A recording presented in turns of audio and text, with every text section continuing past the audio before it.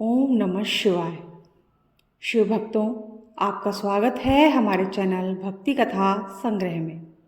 आज हम आपके सामने प्रस्तुत करने जा रहे हैं श्री शिव महापुराण से चंचुला की कथा।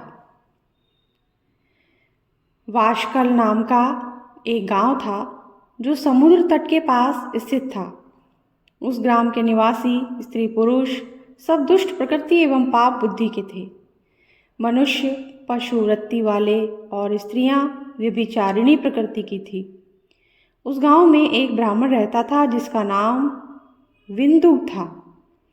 उसने अपनी कामातुरतावश रूपवती पत्नी चंचुला के होते हुए भी वह एक वेश्या के कोठे पर जाने लगा। इस कारण वह धीरे धीरे अपनी पत्नी से विमुख होता गया। कुछ समय तक तो चंचुला अपने काम के वेग को सहन करती रही, परंतु दीर्घ समय तक वह अपनी इंद्रियों पर नियंत्रण न रख सकी। वह एक जार से रति करने लगी। एक दिन बिंदु ने अपनी पत्नी चंचुला को परपुरुष के साथ रमण करते पकड़ लिया। वह क्रोध में भर गया। जार पुरुष को डरकर भाग गया था, परंतु बिंदु अपनी पत्नी चंचुला की मुक्कों से पिटाई करने लगा। चंचुला अपने पति से बोली कि जब आप मुझको छोड़कर वैश्यागमन करते हो तो मुझे कितना दुख होता है। कभी आपने इसका अनुमान लगाया है? मैं अपनी काम वासना को दीर्घ काल तक किस प्रकार दबाए रख सकती हूँ। पत्नी की बात सुनकर दुर्बुद्धि बिंदु ने कहा, प्रिय, तुम ठीक कहती हो। तुम निर्भय होकर जार पुरुषों के साथ विहार कर सकती हो, परंतु उसके बदले उनसे धन कमाओ।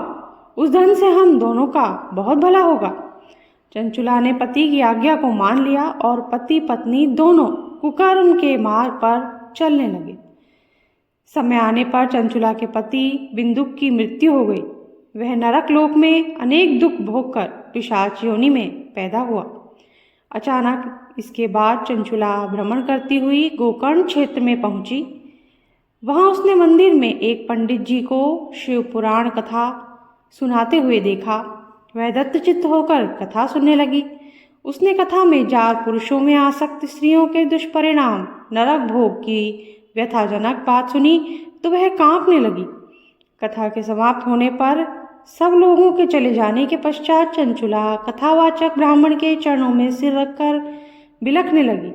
ब्राह्मण द्वारा पूछने पर उसने अपनी सारी कथा सुना डाली और पश्चाताप करती हुई अपने उद्धार का उपाय पूछने लगी।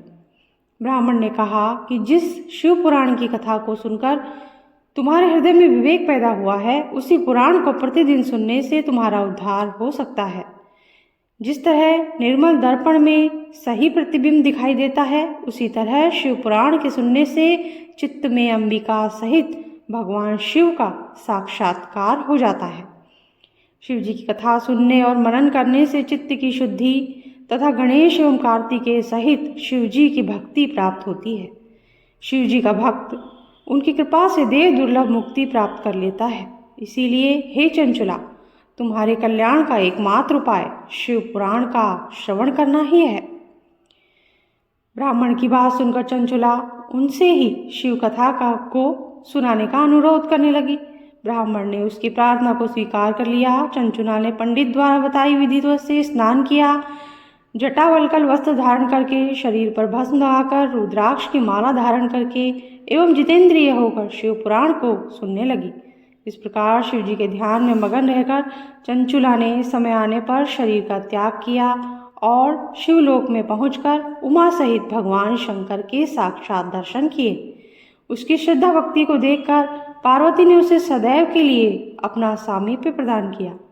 शौनक जी ने सूत जी से प्रार्थना की कि चंचुला का आगे का वृत्तांत बताने की कृपा करें। सूत जी ने कहा, हे मुनिश्रेष्ठ, चंचुला ने अपनी निश्चल भक्ति द्वारा भगवती पार्वती का सानिध्य प्राप्त कर लिया। एक दिन चंचुला ने भगवती पार्वती से अपने पति के संबंध में जिज्ञासा प्रकट की तो भगवती पार्वती ने उसे बताया कि बिंदु नरक की अनेक यातनाएं भोगने के बाद इस समय पिशाच योनि में कष्टप्रद जीवन व्यतीत कर रहा है। यह सुनकर चंचुला उद्विग्न हो उठी। वह भगवती पार्वती से अनुनय विनय करके उसने अपने पति के उद्धार की याचना करने लगी। इस पर भगवती पार्वती ने तुम्बरु गंधर्व को बुलाकर उसे विंध्याचल पर्वत पर जाकर वहाँ पिशाच योनि में पड़े बिंदुक को शिव पुराण सुनाकर इससे उसका उद्धार करने का आदेश दिया। माता पार्वती की आज्ञा को शिरोधार्य कर तुम्बरु विंध्याचल पहुंचा और बिंदुक को बलपूर्वक बिठाकर शिव पुराण सुनाने लगा। शिव कथा को सुनने के लिए वहाँ पर देवता भी एकत्र हो गए। तुम्बरु से शिव कथा सुनकर बिंदुक निष्पाप होकर पिशाच योनि से मुक्त हो गया।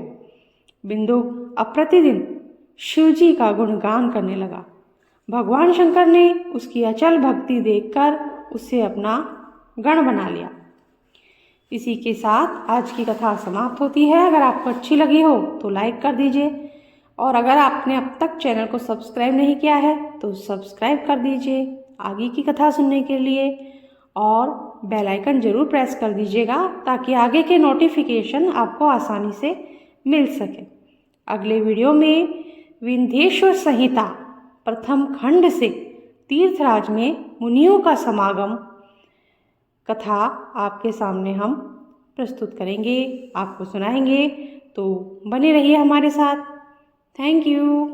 जय शिव शंभू।